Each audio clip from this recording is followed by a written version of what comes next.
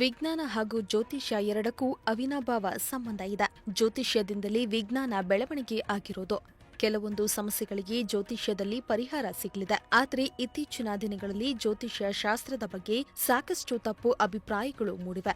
ಜನರಿಗೆ ಸುಳ್ಳು ಭವಿಷ್ಯ ಹೇಳಿ ಸಾಕಷ್ಟು ಹಣ ಲೂಟಿ ಹೊಡಿತಾ ಇರೋದ್ರಿಂದ ಜನರಲ್ಲಿ ಒಂದು ರೀತಿ ಭಾವನೆ ಮೂಡಿದೆ. ಆದರೆ ಸರಳವಾಗಿ ಜ್ಯೋತಿಷ್ಯ ಶಾಸ್ತ್ರವನ್ನ ಅರ್ಥೈಸುವಲ್ಲಿ ಶ್ರೀ ಮಂಜುನಾಥ ಗುರೂಜಿ ಜನಪ್ರಿಯತೆ ಗಳಿಸಿದ್ದಾರೆ. ಹಾಗಾದ್ರೆ ಮಂಜುನಾಥ ಗುರೂಜಿಯ ಬಗ್ಗೆ ನಾವು ಸಂಪೂರ್ಣ ಮಾಹಿತಿಯನ್ನ ತಿಳಿಸ್ಕೊಡ್ತೀವಿ, ಬನ್ನಿ. ಶ್ರೀ ಮಂಜುನಾಥ ಗುರೂಜಿ ಮೂಲತಃ ತುಮಕೂರು ಮೂಲದವರಾಗಿದ್ದಾರೆ. ಇವರು ವೈಜ್ಞಾನಿಕ ಜ್ಯೋತಿರ್ವಾಸ್ತು ಮತ್ತು ಸಂಖ್ಯಾಶಾಸ್ತ್ರಜ್ಞದಲ್ಲಿ ಪರಿಣಿತಿಯನ್ನ ಹೊಂದಿದ್ದಾರೆ. ವಾಸ್ತುಶಾಸ್ತ್ರ ಹಾಗೂ ಸಂಖ್ಯಾಶಾಸ್ತ್ರದ ಮೂಲಕ ಜನರ ಅನೇಕ ಸಮಸ್ಯೆಗಳಿಗೆ ಸರಳ ಮಾರ್ಗದಲ್ಲಿ ಪರಿಹಾರವನ್ನ ನೀಡಿದ್ದು ಸಾಕಷ್ಟು ಒಳಿತನ್ನ ಕಂಡಿದ್ದಾರೆ. ಇನ್ನು ಕ್ಯಾಲೆಂಡರ್ನ ದಿನಗಳು ಬದಲಾದಂತೆ ಗ್ರಹಗಳು ಬದಲಾಗ್ತಾ ಇದ್ದು ಪ್ರಕೃತಿಯ ಮೇಲೆ ಹಾಗೂ ಮಾನವನ ಮೇಲೆ ಸಾಕಷ್ಟು ಪರಿಣಾಮ ಬೀರಲಿವೆ. ಹಾಗೆ ಗ್ರಹಗಳು ಬದಲಾದಾಗ ಅವುಗಳ ನೇರ ಪರಿಣಾಮ ಮಾನವನ ಮೇಲೆ ಬೀಳಲಿದೆ ಅನ್ನೋದನ್ನ ಜ್ಯೋತಿಷ್ಯ ಶಾಸ್ತ್ರ ತಿಳಿಸುತ್ತೆ. ಹಾಗಾಗಿ ಸರಳ ಉಪಾಯದಲ್ಲಿ ಗ್ರಹಗಳ ಶಾಂತಿಯನ್ನ ಹೇಗೆ ಮಾಡಿಕೊಳ್ಳಬಹುದನ್ನ ಶ್ರೀ ಮಂಜುನಾಥ ಗುರೂಜಿ ತಿಳಿಸಿದ್ದಾರೆ.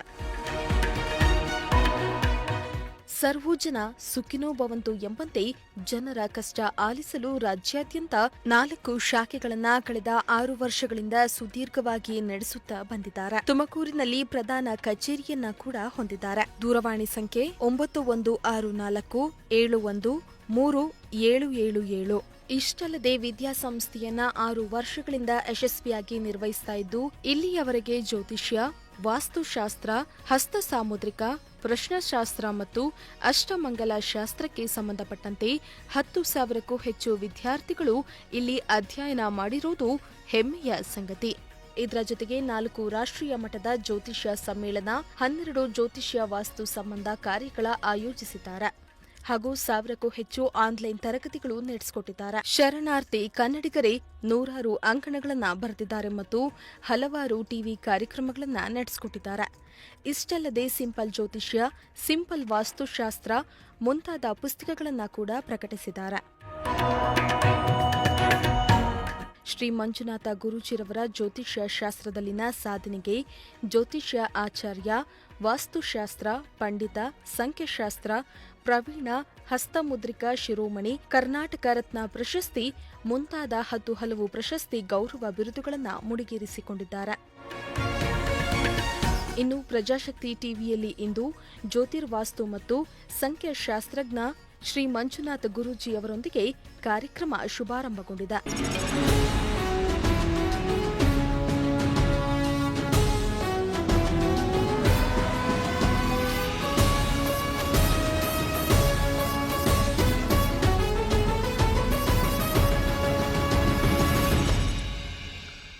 ಭಿನ್ನಾಭಿಪ್ರಾಯಗಳಿರುತ್ತೆ. ಅದಕ್ಕೆ ಆದಷ್ಟು 6-3 ಒಟ್ಟಿಗೆ ಬರೋದನ್ನ ಅವಾಯ್ಡ್ ಮಾಡ್ಕೊಂಡ್ರೆ 3 ನಂಬರ್ಗೆ ತುಂಬಾ ಸಕ್ಸಸ್ ಸಿಗುತ್ತಮ್ಮ. ಓಕೆ ಗುರುಗಳೇ, ಇವಾಗ ನೀವು ಸಂಖ್ಯೆ 3 ಯಾವ ರೀತಿ ಪ್ರಭಾವ ಬೀರುತ್ತೆ ಮತ್ತೆ ಅವ್ರಿಗೆ ಸೀಕ್ರೆಟ್ ಟಿಪ್ಸ್ ನ ಕೂಡ ತಿಳಿಸ್ತಾ ಇದ್ರಿ. ಜಾಸ್ತಿ ಅಡ್ವೈಸ್ ನ ಮಾಡಕ್ ಹೋಗ್ಬೇಡಿ ಅಂತ ಹೇಳಿ. ಸಂಖ್ಯೆ 4 ಯಾವ ರೀತಿ ಪ್ರಭಾವ ಬೀರುತ್ತೆ, ಅದರ ಅದೃಷ್ಟ ಬಣ್ಣ, ಅದೃಷ್ಟ ಸಂಖ್ಯೆ ಹೇಗಿರ್ಬೋದು ಗುರುಗಳೇ?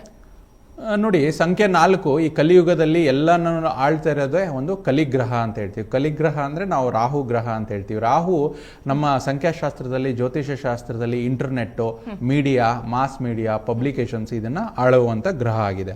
ಸೊ ಇದು ಯಾವಾಗ್ಲೂ ರಾಹು ಅಂತಂದ್ರೆ ಯಾವಾಗ್ಲೂ ನೋಡಿ, ರಾಹು ಕಾಲದಲ್ಲಿ ಶುಭ ಕಾರ್ಯಗಳು ಮಾಡಬೇಡಿ ಅಂತ ಹೇಳ್ತಾರೆ. ಅಂದ್ರೆ ಏನೋ ಒಂದು ಅಶುಭ ಆಗುತ್ತೆ ಅಂತ ಒಂದು ಜನರಲಿ ನಂಬಿಕೆ ಅಮ್ಮ. ಅಂದ್ರೆ ಇವರು ರಾಹು 4ನೇ ನಂಬರ್ ಇರೋರು ಏನಂತಂದ್ರೆ ತುಂಬಾ ಒಂದು ಸಂಪ್ರದಾಯದ ವಿರುದ್ಧವಾಗಿ ಮಾಡೋದ್ರಲ್ಲಿ ಏನೋ ಒಂಥರ ಮಜಾ ಇರುತ್ತೆ.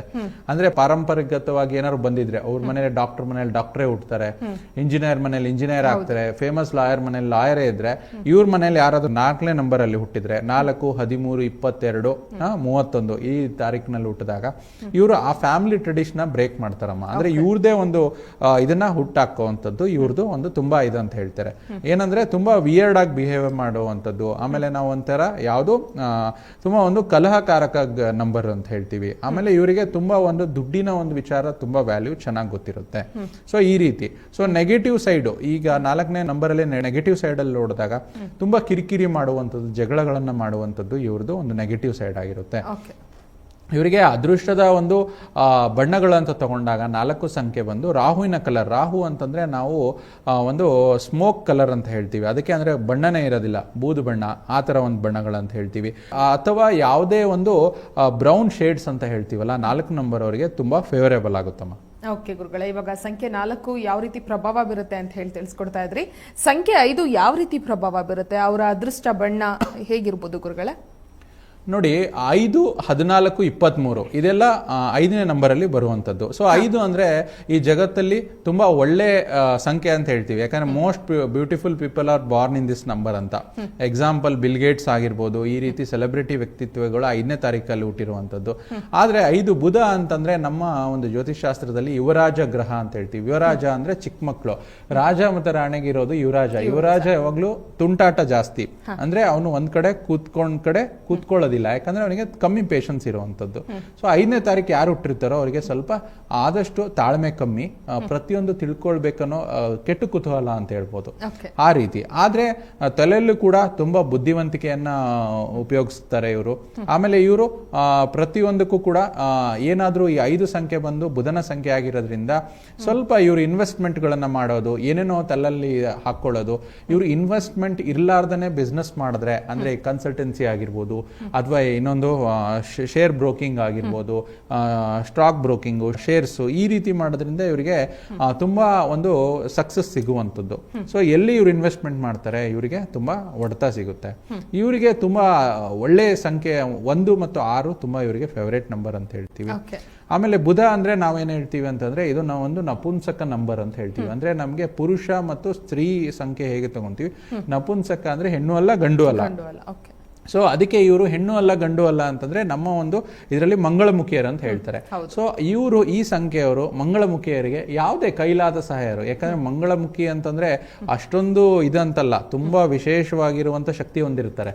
ಅರ್ಧನಾರೀಶ್ವರ ಶಕ್ತಿ ಮಂಗಳಮುಖಿಯಲ್ಲಿರುತ್ತಾರೆ. ಅಂದ್ರೆ ಹೆಣ್ಣು ಗಂಡು ಸಮಾಗಮದ ಶಕ್ತಿ ಮಂಗಳಮುಖಿಯಲ್ಲಿರೋದ್ರಿಂದ ಈ ವ್ಯಕ್ತಿಗಳು ಅಂದ್ರೆ 5, 14, 23 ಯಾರು ಮಂಗಳಮುಖಿಯರಿಗೆ ಸ್ವಲ್ಪ ದಾನವನ್ನು ಕೊಡುವಂಥದ್ದು ಅಥವಾ ಅವರಿಂದ ಏನಾದ್ರೂ ಒಂದು ಅವರಿಗೆ ಸಹಾಯ ಮಾಡೋದ್ರಿಂದ ಇವರಿಗೆ ಅದೃಷ್ಟ ಅನ್ನೋದು ಕುಲಾಯಿಸುತ್ತೆ.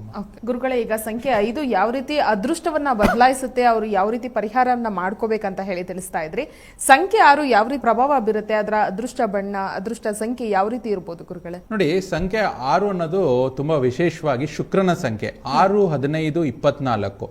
ಸೊ ಶುಕ್ರ ಅಂದ್ರೆ ಏನಾಗುತ್ತೆ ಅಂತಂದ್ರೆ ಈ ಸಿನಿಮಾ ಫೀಲ್ಡ್, ಶುಕ್ರ ಅಂದ್ರೇನೆ ಕಲೆಗೆ ಸಂಬಂಧಪಟ್ಟಂತ ಗ್ರಹಗಳು. ಕಲೆ ಎಲ್ಲಿ ಉಪಯೋಗ ಆಗ್ತಿರುವಂತದ್ದು ಈ ಒಂದು ಸಿನಿಮಾ ಆಗಿರ್ಬೋದು, ಮತ್ತೆ ಕ್ರೀಡೆ ಆಗಿರ್ಬೋದು, ಮತ್ತೆ ಕ್ರಿಯಾತ್ಮಕ ಕೆಲಸಗಳಾಗಿರ್ಬೋದು. ಇಲ್ಲಿ ನಾವು ಕಲೆಯ ಹೆಚ್ಚುವನ್ನು ಇದರನ್ನು ನೋಡುವಂಥದ್ದು.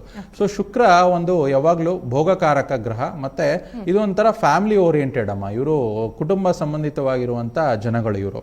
ಉದಾಹರಣೆಗೆ ಶುಕ್ರನ ಒಂದು ಇದರಲ್ಲಿ ನಂಬರ್ ಅಲ್ಲಿ ತಗೊಂಡಾಗ ನಾವು ಸೆಲೆಬ್ರಿಟೀಸ್ ಅಂತ ನೋಡಿದಾಗ ಸಚಿನ್ ತೆಂಡೂಲ್ಕರ್ನ ನೋಡ್ಬೋದು. ಸಚಿನ್ ತೆಂಡೂಲ್ಕರ್ ನೋಡಿ ತುಂಬಾ ಜನ ಅವ್ರನ್ನ ನೋಡ್ತಾ ಇರ್ತಾರೆ. ಸೊ ಅವರು ಹುಟ್ಟಿದ್ದ ಆ ಒಂದು ಸಂಖ್ಯೆನಲ್ಲಿ ನೋಡೋದಾದ್ರೆ ಅವ್ರಿಗೆ ನೋಡಿ, ಅವ್ರು ಹುಟ್ಟಿದಾಗಿಂದ ಅವ್ರ ಫ್ಯಾಮಿಲಿ ಸಪೋರ್ಟ್ ತುಂಬಾ ಇತ್ತು. ಅವ್ರ ತಂದೆ ಬೇಗ ಹೋದ್ರು ಕೂಡ ಅವರ ಫ್ಯಾಮಿಲಿ, ಅವ್ರ ತಾಯಿಯ ಸಪೋರ್ಟು, ಅವರು ಕ್ರಿಕೆಟ್ ಆಡ್ಬೇಕಾದ್ರೆ ಅವ್ರ ಹೆಂಡತಿಯ ಸಪೋರ್ಟು, ಅವ್ರ ಅಣ್ಣ ತಮ್ಮಂದ್ರ ಸಪೋರ್ಟು, ಓವರ್ ಆಲ್ ಆಗಿ ಅವ್ರ ಫ್ಯಾಮಿಲಿ ಸಪೋರ್ಟ್ ತುಂಬಾ ಇತ್ತು. ಯಾರಿಗೆ ಈ ಒಂದು 6 ಸಂಖ್ಯೆ ಇಟ್ಟು ಸಚಿನ್ ತೆಂಡೂಲ್ಕರ್ ಉದಾಹರಣೆ ನಾವೇನ್ ತಗೊಂಡ್ವಲ್ಲ ಆ ವಿಚಾರವಾಗಿ. ಸೊ ಇವರು ಏನೇ ಕೆಲಸವನ್ನು ಮಾಡಿದ್ರು ಕೂಡ ಒಂದು ಫ್ಯಾಮಿಲಿ ಸಪೋರ್ಟ್ ತಗೊಂಡು ಮಾಡಿದಾಗ ಇವರಿಗೆ ತುಂಬಾ ಅದೃಷ್ಟ ಸಿಗುವಂಥದ್ದು.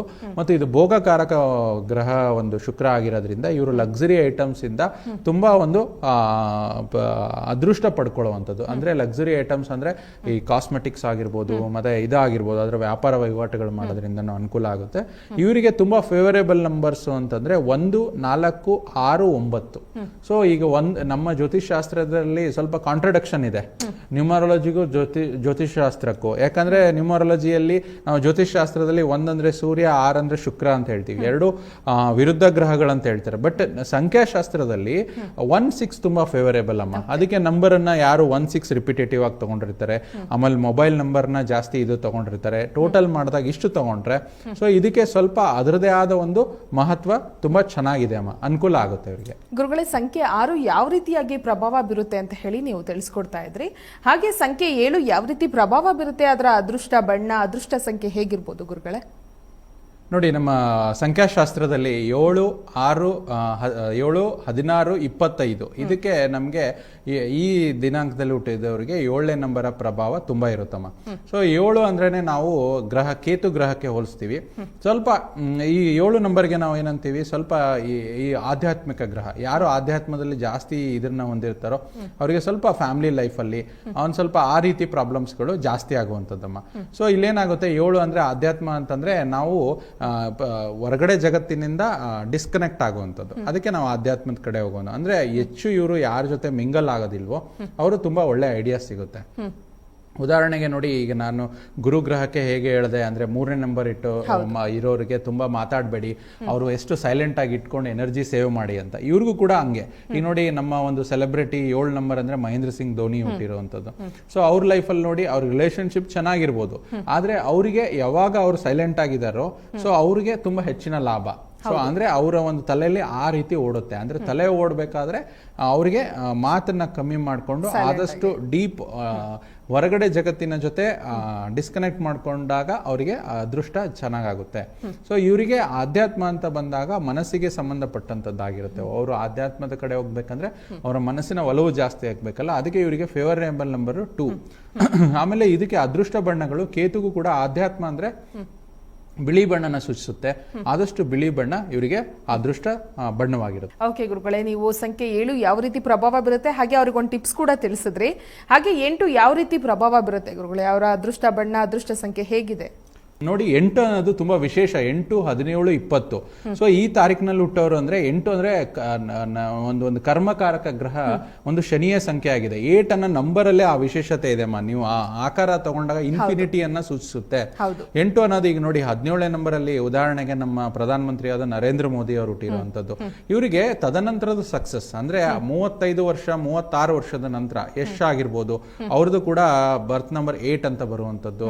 ಸೊ ಅವರಿಗೆ ಸ್ಟಾರ್ಟಿಂಗ್ ಅಲ್ಲಿ, ಆಮೇಲೆ ನಮ್ಮ ಜಗತ್ತಿನಲ್ಲಿ ದೊಡ್ಡ ಮಿಲೇನಿಯರ್ ಅಂದ್ರೆ ಎಲಾನ್ ಮಸ್ಕ್ ಅಂತ ಹೇಳ್ತೀವಿ. ಅವರು ಮೊದಲಿನ ಅರ್ಧ ಜೀವನ ತುಂಬಾ ಕಷ್ಟ ಇರುತ್ತೆ. ಅವರಿಗೆ ಒಂಥರ ಸ್ಟೇಜ್ ಸೆಟ್ ಮಾಡ್ಕೋಬೇಕು.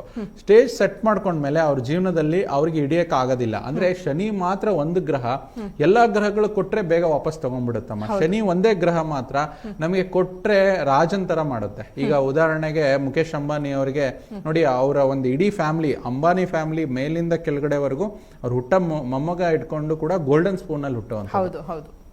ಆ ರೀತಿ 8 ಅನ್ನೋದು ಕಾರ್ಮಿಕ್ ನಂಬರು.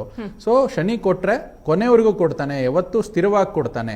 ಅದು ಒಂದು ಅವ್ರಿಗೆ ಪಾಸಿಟಿವಿಟಿ. ಅದಕ್ಕೆ 8 ಕರ್ಮ ಆಗಿರೋದ್ರಿಂದ ಕರ್ಮನ ನಾವು ಕರ್ಮ ಥಿಯರಿಯಲ್ಲಿ ಹೇಳ್ದಂಗೆ ನೆಗೆಟಿವ್ ಕರ್ಮನ ಮಾಡಬಾರ್ದು. ಅದಕ್ಕೆ ಇವರು ಆದಷ್ಟು ಸ್ವಲ್ಪ ಕಮ್ಮಿ ತಪ್ಪುಗಳನ್ನ ಲೈಫಲ್ಲಿ ಮಾಡಿದ್ರೆ ಇವ್ರಿಗೆ ಒಳ್ಳೇದಮ್ಮ. ಸೊ ಇವರಿಗೆ ಅದೃಷ್ಟದ ಬಣ್ಣಗಳಂತ ತಗೊಂಡಾಗ ಇವರಿಗೆ ಶನಿಯ ಒಂದು ಕಲರ್ ಕಪ್ಪಾಗಿರೋದ್ರಿಂದ ಆದಷ್ಟು ಕಪ್ಪು ಕಲರ್ನ ಉಪಯೋಗಿಸಬಾರ್ದು. ಯಾಕಂದ್ರೆ ಆ ಕಲರ್ನ ಜಾಸ್ತಿ ಮಾಡ್ಕೋಬಾರ್ದು. ಯಾಕಂದ್ರೆ ಶನಿ ಕರ್ಮಕಾರಕ ಗ್ರಹ ಆಗಿರೋದ್ರಿಂದ ನೀಲಿ ಬಣ್ಣ ಒಳ್ಳೇದು. ಕೆಲವೊಬ್ರು ಹೇಳ್ತಾರೆ, ಗುರುಜಿ ನಮ್ಗೆ ಬ್ಲಾಕ್ ಡ್ರೆಸ್ ಅಂದ್ರೆ ಇಷ್ಟ ಅಂತ ಹೇಳ್ತಾರೆ. ಆದ್ರೆ ನಾವೇನ್ ಹೇಳ್ತೀವಿ, ಬ್ಲಾಕ್ ಅನ್ನ ಆದಷ್ಟು ಸೂರ್ಯಾಸ್ತದ ನಂತರ ಹಾಕೊಳ್ಳಿ. ನೀವು ಬ್ಲಾಕ್ ಕಲರ್ ಇಷ್ಟ ಇದ್ರೂ ಕೂಡ ಸೂರ್ಯಾಸ್ತದ ನಂತರ ಉಪಯೋಗಿಸಿ, ನಿಮ್ಗೆ ಅದೃಷ್ಟ ಬರುತ್ತೆ ಅಂತ. ಈ ರೀತಿ 8 ಸಂಖ್ಯೆಯವರ ಒಂದು ವಿಚಾರ ಇದಾಗಿದೆ.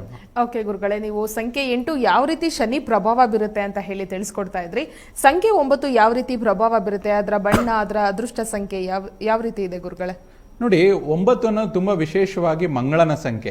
ಎಲ್ಲಾ ನಂಬರ್ಗೂ ಕೊನೆಯದಾಗಿ ಮಂಗಳ. ಅಂದ್ರೆ ಮಂಗಳ ಅಂತಂದ್ರೆ ನಾವು ಯಾವಾಗ್ಲೂ ಸೈನಿಕ ಗ್ರಹ ಅಂತ ಹೇಳ್ತೀವಿ. ಸೈನಿಕರು ಯಾವಾಗ್ಲೂ ಹೇಗಿರ್ತಾರೆ ಹೇಳಿ, ರೆಡಿ ಪೊಸಿಷನ್ ಅಲ್ಲಿ ಇರ್ತಾರೆ. ಅಂದ್ರೆ ಇದು ಒಂದು ತುಂಬಾ ಒಂದು ಆಕ್ಟಿವ್ ಆಗಿರುವಂತ ನಂಬರು. ಸೊ ಈ 9 ಸಂಖ್ಯೆ 27ನೇ ತಾರೀಕು ಹುಟ್ಟೋರು ಕೂಡ 9 ಅಂತ ಬರುವಂತದ್ದು. ಸೊ ಇವರಿಗೆ ದೊಡ್ಡ ಇವರು ಜೀವನದಲ್ಲಿ ಸ್ಟ್ರಗಲ್ಸ್ ಜಾಸ್ತಿ ಇರುತ್ತೆ. ಉದಾಹರಣೆಗೆ ರಾಜಕಾರಣಿ ಆಗಿರ್ಬೋದು, ಯಡಿಯೂರಪ್ಪ ಆಗಿರ್ಬೋದು, ಸಲ್ಮಾನ್ ಖಾನ್ ಆಗಿರ್ಬೋದು, ಇವ್ರದ್ದು ನೋಡಿ ಜೀವನನೇ ಕಲಹಕಾರಕ. ಅಂದ್ರೆ ಆ ಕಲಹದಿಂದನೇ ಬದುಕು, ಕಲಹದಿಂದನೇ ಅಂದ್ರೆ ಹೋರಾಟದಿಂದನೇ ಬದುಕು ಕಟ್ಕೊಳ್ಳುವಂತವ್ರು ಇವರು. ಈ ಒಂದು ಸಂಖ್ಯೆಯಲ್ಲಿ ಹುಟ್ಟಿದವರು ಇವ್ರು ಎಷ್ಟು ಹೋರಾಟ ಮಾಡ್ತಾರೆ ಅವರಿಗೆ ಅಷ್ಟು ಇವರಿಗೆ ಅದೃಷ್ಟ ಸಿಗುವಂತದ್ದಮ್ಮ. ಆದ್ರೆ ಸ್ವಲ್ಪ ಇವರಿಗೆ ಪಾಸಿಟಿವ್ನೆಸ್ ಏನಂದ್ರೆ, ಏನು ನೋಡ್ಲಾರ್ದಂಗೆ ಮುನ್ನುಗ್ಗೋ ಒಂದು ಸ್ವಭಾವ ಇವ್ರದ್ದಾಗಿರುತ್ತೆ. ಯಾವ್ದಕ್ಕೂ ಹೆದರ್ಕೊಳ್ಳಲ್ಲ. ಹೆದರಿಕೆ ಇರ್ಲಾರ್ದಂಗೆ ಮುನ್ನುಗ್ಗೋ ಸ್ವಭಾವ ಇವ್ರದ್ದು ಪಾಸಿಟಿವ್ನೆಸ್ ಆಗಿರುತ್ತೆ. ಬಟ್ ಇವರಿಗೆ ನೆಗೆಟಿವ್ ಸೈಡ್ ಅಂತ ಹೇಳಿದಾಗ ಮುಂಗೋಪ ಜಾಸ್ತಿ. ಮುಂಗೋಪದಿಂದ ಏನಾದ್ರೂ ಅಚಾತುರ್ಯಗಳಾಗ್ಬೋದು. ಈಗ ಹೇಳಿದ್ರೆ ಮಾತಾಡಿದ್ರೆ ಆಯ್ತು, ಮುತ್ತು ಹೊಡೆದ್ರೆ ಹೋಯ್ತು ಅಂತ ಒಂದು ಗಾದೆ ಇದೆ ನಮ್ಮಲ್ಲಿ. ಅಂದ್ರೆ ನಾವೇನೋ ತಿಳಿದೇ ಒಂದು ಮಾತಾಡಿದಾಗ ಅದರದೇ ಆದ ಒಂದು ನೆಗೆಟಿವ್ ಶೇಡ್ ಕ್ರಿಯೇಟ್ ಆಗ್ಬಿಡುತ್ತೆ. ಸೊ ಈ ರೀತಿ ಸೊ ಇದನ್ನ ಅವಾಯ್ಡ್ ಮಾಡ್ಕೋಬೇಕು. ಅದಲ್ದಿರ ಇವರಿಗೆ ಅದೃಷ್ಟದ ಸಂಖ್ಯೆಗಳು ಅಂತ ತಗೊಂಡಾಗ 3 ತುಂಬಾ ಅದೃಷ್ಟದ ಸಂಖ್ಯೆ ಆಗಿರುತ್ತೆ ಮತ್ತು 9 ಅದರಲ್ಲಿ ಹುಟ್ಟಿರುವಂತವರಿಗೆ ಕೆಂಪು ಬಣ್ಣ ಮತ್ತು ಪಿಂಕ್ ಕಲರ್ ಅಂತ ನಾವೇನ್ ಹೇಳ್ತೀವಿ ಮತ್ತು ಹಳದಿ ಬಣ್ಣ ಇದು ಅದೃಷ್ಟದ ಬಣ್ಣಗಳಾಗಿರುತ್ತಮ್ಮ. ಓಕೆ ಗುರುಗಳೇ, ಇವಾಗ ನೀವು ಸಂಖ್ಯಾಶಾಸ್ತ್ರ ಅಂತ ಅಂದ್ರೆ ಏನು, ಸಂಖ್ಯಾಶಾಸ್ತ್ರದಲ್ಲಿ 1 ರಿಂದ 9 ಯಾವ ರೀತಿ ಪ್ರಭಾವ ಬೀರುತ್ತೆ ಸಂಖ್ಯೆ, ಅದರ ಅದೃಷ್ಟ ಬಣ್ಣ, ಅದೃಷ್ಟ ಸಂಖ್ಯೆ, ಮತ್ತೆ ಕೆಲವು ಸಂಖ್ಯೆಗಳಿಗೆ ನೀವು ಕೆಲವು ಟಿಪ್ಸ್ನ ಕೂಡ ಕೊಟ್ರಿ. ಇಷ್ಟೆಲ್ಲ ಮಾಹಿತಿನ ನಮಗೆ ನೀಡೋದಕ್ಕಾಗಿ ತಮಗೆ ಧನ್ಯವಾದಗಳು. ನೋಡಿದ್ರಲ್ಲ ವೀಕ್ಷಕರೇ, ಇದಾಗಿತ್ತು ಇವತ್ತಿನ ವಿಶೇಷ ಕಾರ್ಯಕ್ರಮ. ನೋಡ್ತಾ ಇರಿ ಪ್ರಜಾಶಕ್ತಿ ಟಿವಿ, ಇದು ನಿಮ್ಮ ಧ್ವನಿ.